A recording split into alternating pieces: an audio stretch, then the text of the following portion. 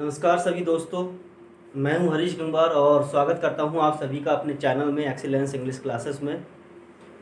और आप सभी का सपोर्ट है कि मैं आज यहां पर आपके सामने प्रेजेंट हूं चैनल पे। इसी तरह अपना सपोर्ट बनाए रखिए बिकॉज़ इस चैनल पे आपको सभी वीडियोस बहुत हेल्पफुल मिलने वाली हैं। आपने चैनल्स बहुत सारे देखे होंगे, वीडियोस बहुत सारी देखी होंगी लिटरेचर की, लैंग्वेजेस की, बट सिर्फ बुकिश नॉलेज के अलावा कुछ एक्स्ट्रा नॉलेज जो एक्सपीरियंस से मिलती है वो मैं यहाँ पर अपने चैनल पर शेयर करूँगा। तो बस उम्मीद बस यही रखना आप लोग कि जो कुछ आपको मिलने वाला है इस चैनल से बहुत होपफुल होगा, आपके लिए बहुत हेल्पफुल होगा। तो आज का मैं चैनल स्टार्ट करता हूँ, आज का टॉपिक अपने चैनल पे। और आज का टॉपिक है ट्रांसफॉर्मेशन में combination of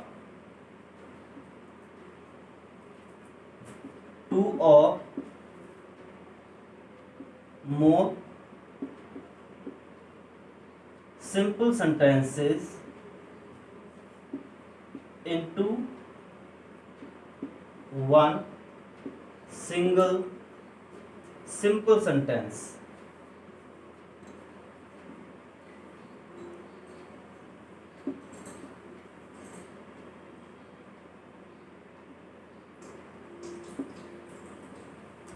Actually, the matter of fact is many students just listen about this topic. They don't know the real meaning, how to make single sentences into one long single sentence.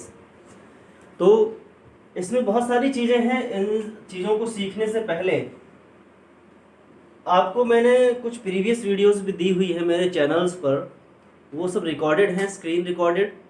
But यहाँ पर मैं अब board पर आपके सामने समझाने की कोशिश कर रहा हूँ। इससे पहले आपको कुछ चीज़ों की नॉलेज होना बहुत ज़रूरी है, जैसे participles, what are participles, and participles पर मैंने एक वीडियो दी हुई है। And what is simple, compound और complex. Okay, simple, compound and complex, तीनों में अंतर क्या है, हम क्यों बोल रहे हैं यहाँ पर कि दो या दो से ज़्यादा एक सिंपल सेंटेंस को एक बड़े सिंपल सेंटेंस में कन्वर्ट करने के लिए।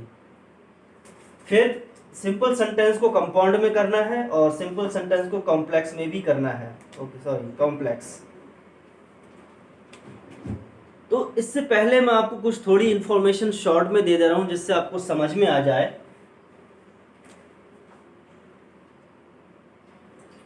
What is a simple sentence? Okay, मैं यहां पर ये पार्ट थोड़ा रब कर देता हूं, आपको समझ में आ जाए।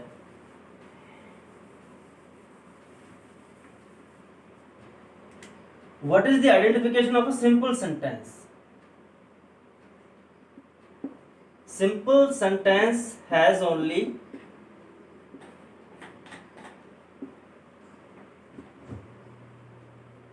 one finite verb.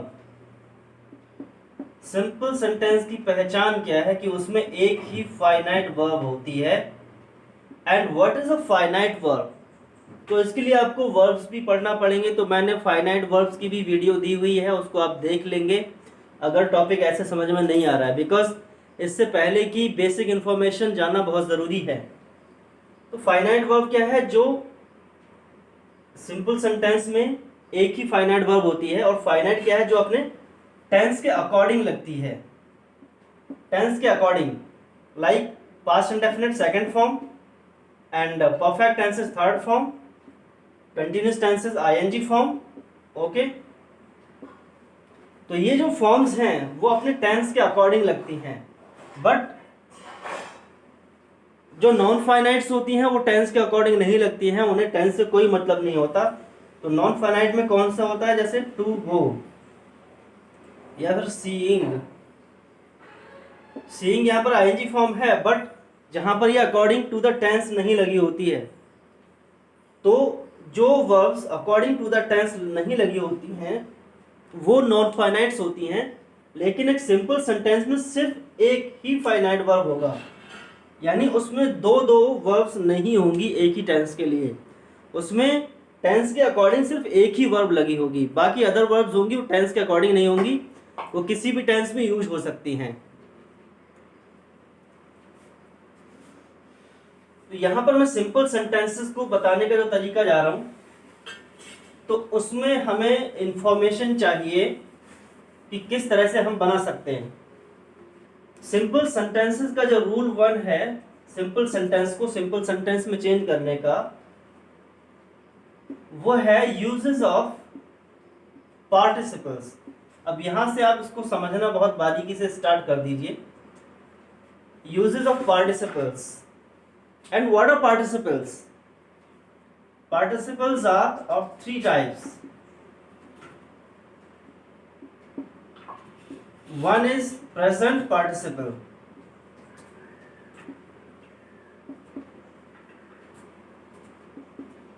Present participle, and that is verb plus ing, like seeing and turning, ये होंगे present participles. Okay, and second is past participle, and past participle is second form, sorry third form, like completed and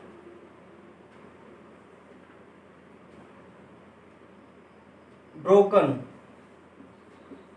third forms. Okay, third forms are also used as an adjective. तो जहां past participle होगा वहां पर इस verb का काम होगा adjective की तरह काम करना, like a broken pen, he found a broken pen। तो ब्रोकन पेन फाउंड यहाँ पर होगा हमारा फाइनाइट वर्ब, और जो ब्रोकन है वो देखिए पास्ट पार्टिसिपल है, वो फाइनाइट नहीं है।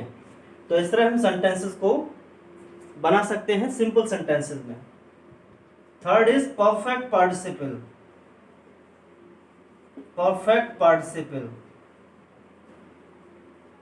And perfect participle is having plus third form, for example having completed, शायद इधर का दिखता ना हो तो having and completed। Okay,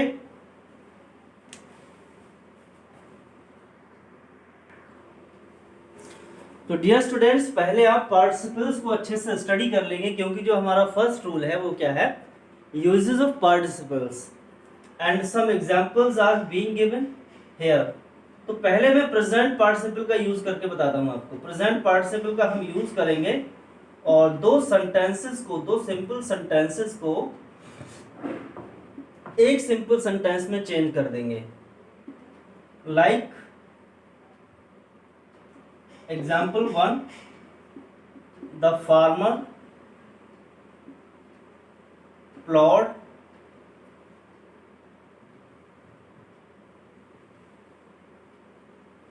his field।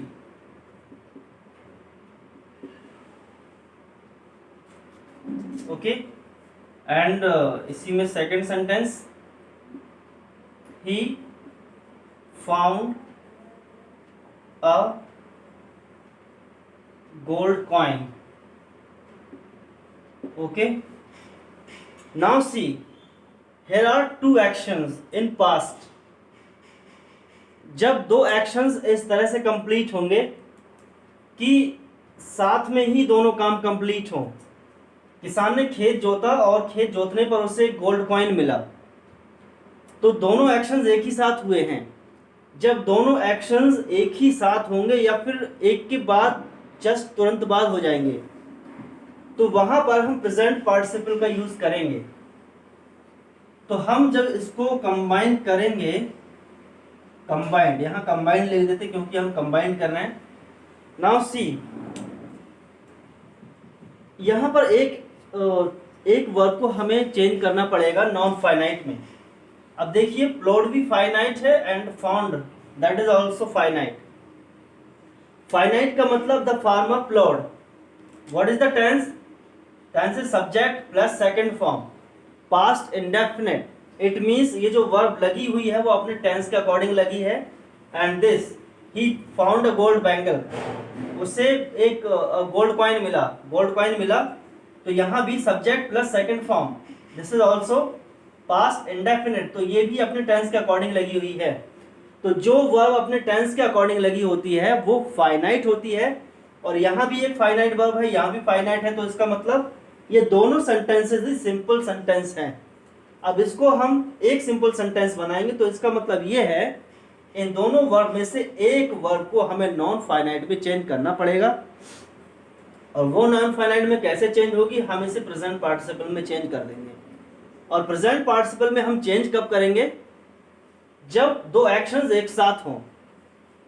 तो जो एक्शंस कम से कम जो रीजन है गोल्ड कॉइन को मिलने का रीजन क्या है? खेत जोतना, उसको हम प्रेजेंट पार्टिसिपल में चेंज कर देंगे। अब गोल्ड कॉइन मिलना रीजन नहीं है, गोल्ड कॉइन तब मिला जब उसने खेत जोता, इसलिए हम इसको चेंज करेंगे प्रेजेंट पार्टिसिपल में। और ये प्रेजेंट पार्टिसिपल बनकर सबसे पहले आ जाएगा। तो क्या हो जाएगा? Ploughing his field. अब देखिए दोनों में सब्जेक्ट तो एक ही है, जब दोनों में सब्जेक्ट एक है तो हम सब्जेक्ट यहां लगा देंगे बीच में। Ploughing his field the farmer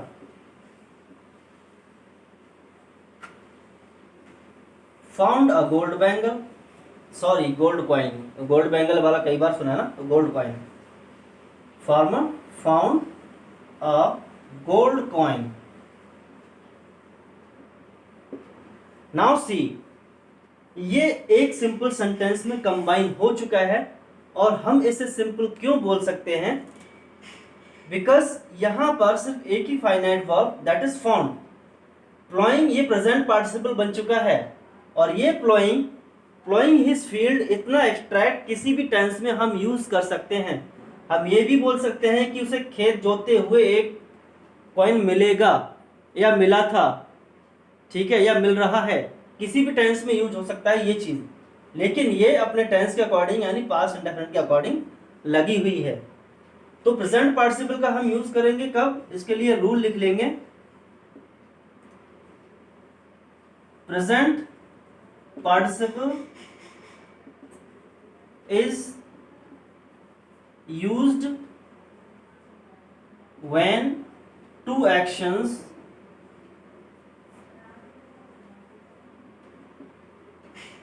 are completed simultaneously. Simultaneously means एक साथ। जब दोनों एक्शंस एक साथ कंप्लीट होते हैं तो हम प्रेजेंट पार्टिसिपल का यूज करेंगे। ये एक एग्जांपल है, आप इससे समझ सकते हैं। And I am also giving you the next example.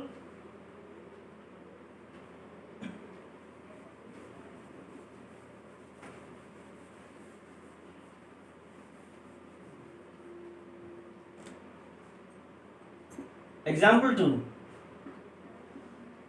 The hunter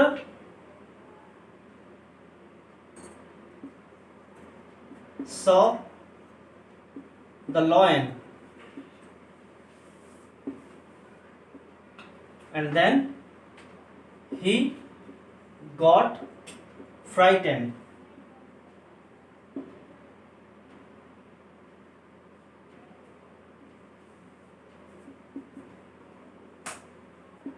यहां पर देखिए इनमें से एक रीजन है और एक रिजल्ट है।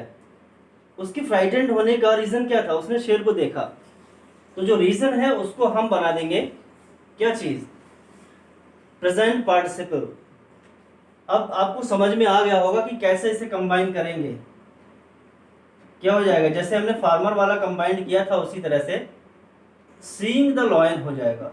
इसको हमने बना दिया present participle. Seeing the lion, comma, यहां पर सब्जेक्ट द हंटर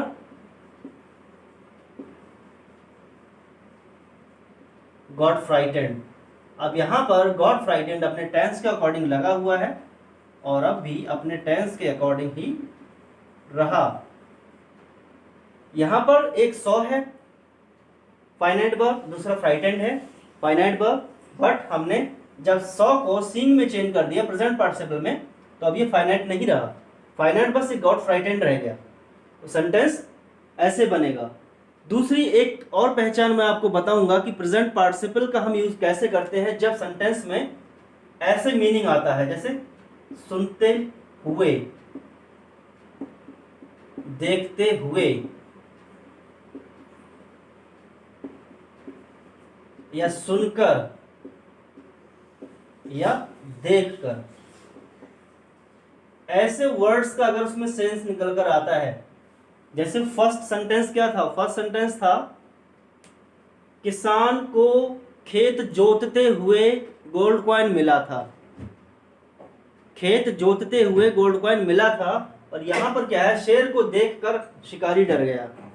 यहाँ पर देखकर, सुनकर, देखते हुए, करते हुए, बैठते हुए, जाते हुए, या जाकर, देखकर, करके, ऐसे सेंसेस आते हैं। जब ऐसे सेंसेस निकल कर आएंगे, ऐसे मीनिंग्स निकल कर आएंगे, तो वहां पर यूज होगा प्रेजेंट पार्टिसिपल्स का। Is that clear dear students? Hope करता हूं कि शायद आपको प्रेजेंट पार्टिसिपल का रूल समझ में आ गया होगा, कैसे हम इसको चेंज कर सकते हैं।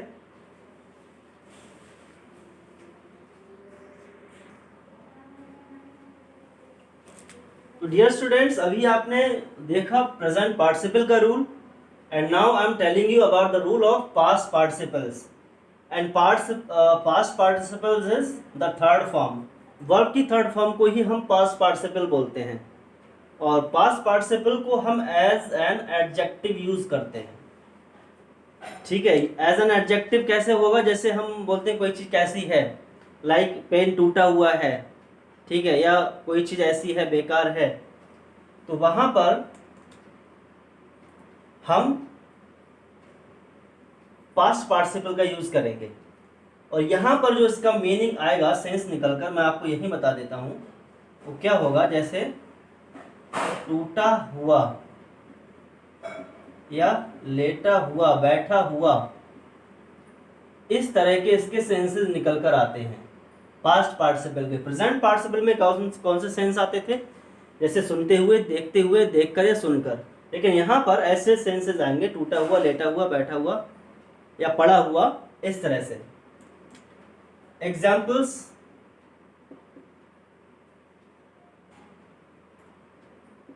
He lost his book, he has found it. Okay, उसकी किताब खो गई, या उसने किताब खो दी, अब उसे किताब मिल गई। उसने पहले किताब खोई और दोबारा मिल जाती है, तो हम क्या करेंगे? ये लॉस्ट यहाँ पर फाइनाइट वर्ब एंड फाउंड यहाँ पर फाइनाइट वर्ब, तो इनमें से हमें क्या करना पड़ेगा? एक को बनाना पड़ेगा नॉन फाइनाइट, और यहां पर हम लॉस्ट को नॉन फाइनाइट बनाएंगे, बिकॉज लॉस्ट को हम कह सकते हैं खोया हुआ। पहले जो एक्शन हुआ उसको हम पास्ट पार्टिसिपल में चेंज कर देंगे। ओके, तो कैसे बनेगा? He has found, यहां से हम बिगिनिंग करेंगे, कंबाइंड यहां पर लिखते देते हैं। He has found his lost book. Lost book. अब देखिए, लॉस्ट यहां पर एडजेक्टिव बन चुका है और ये क्वालिफाई कर रहा है बुक को। ओके, ये बुक को क्वालिफाई कर रहा है।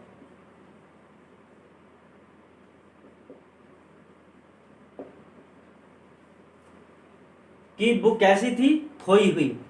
उससे खोई हुई किताब मिल गई है, और मैंने क्या कहा था? टूटा हुआ, लेटा हुआ, टूटी हुई, लेटी हुई, खोई हुई, पड़ी हुई, ऐसा सेंस इसमें निकल कर आता है। एक और एग्जांपल यहां पर देख लेते हैं।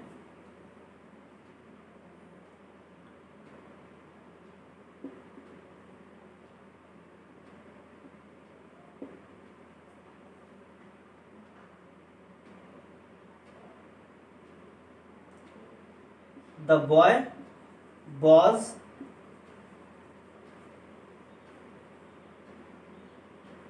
lying on the bench. On the bench. Next, the bench was broken. लड़का एक बेंच पर लेटा हुआ था, बेंच टूटी हुई थी। टूटी हुई आ गया तो हम क्या करेंगे, सीधे इसको कंबाइन करेंगे इस तरह से, the boy was lying on, आगे क्या हो जाएगा आप सबको पता होगा कि क्या होने वाला है, lying on a broken bench. तो यहां पर क्या होगा, ब्रोकन बेंच। अब देखिए पास्ट पार्टिसिपल एडजेक्टिव की तरह काम कर रहा है और ये उसको क्वालिफाई कर रहा है, बेंच को। बेंच कैसी थी, टूटी हुई। एडजेक्टिव ऑफ क्वालिटी जब हम भी कभी भी निकालते हैं तो बस एक क्वेश्चन आपको पूछना पड़ता है कि कोई चीज़ कैसी है, तो एडजेक्टिव ऑफ क्वालिटी आपका निकल कर आ जाता है। और यहाँ भी ये एडजेक्टिव ऑफ क्वालिटी की तरह काम कर रहा है, पास्ट पार्टिसिपल। वीडियो थोड़ी लंबी हो सकती है बिकॉज मैं परफेक्ट पार्टिसिपल के बारे में भी आपको बताने जा रहा हूँ, बस थोड़ा सा पेशेंस रखें।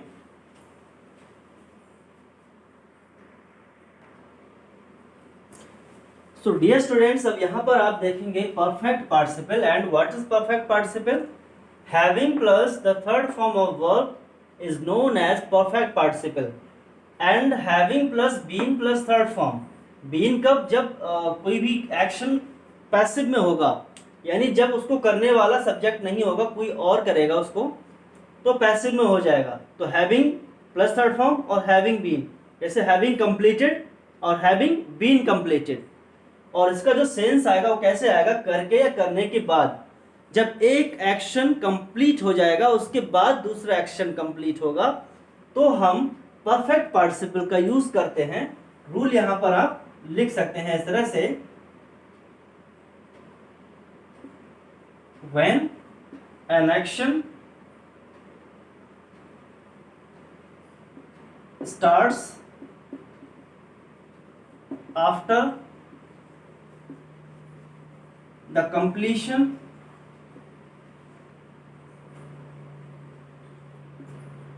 of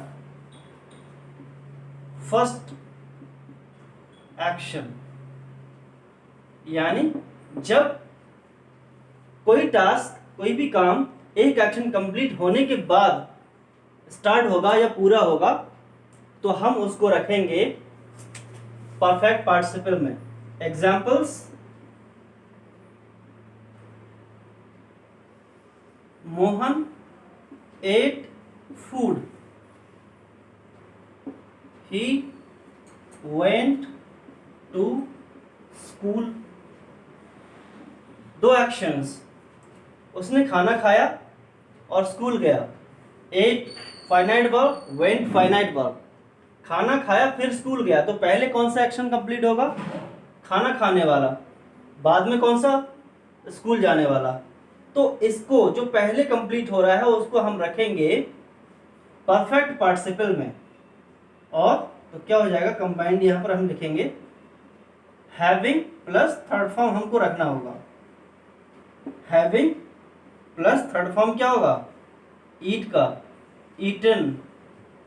having eaten food, he went to school. अब यहां पर फाइनाइट एक ही तो रह गया। अब फाइनाइट क्या है, फाइनाइट सिर्फ वेंट है, ये तो पार्टिसिपल बन गया। ओके, अब उम्मीद है कि आपको परफेक्ट पार्टिसिपल भी समझ में आ गया होगा। जब एक एक्शन कंप्लीट हो जाएगा फिर दूसरा स्टार्ट होगा। एक एग्जांपल आपको और दे देता हूं।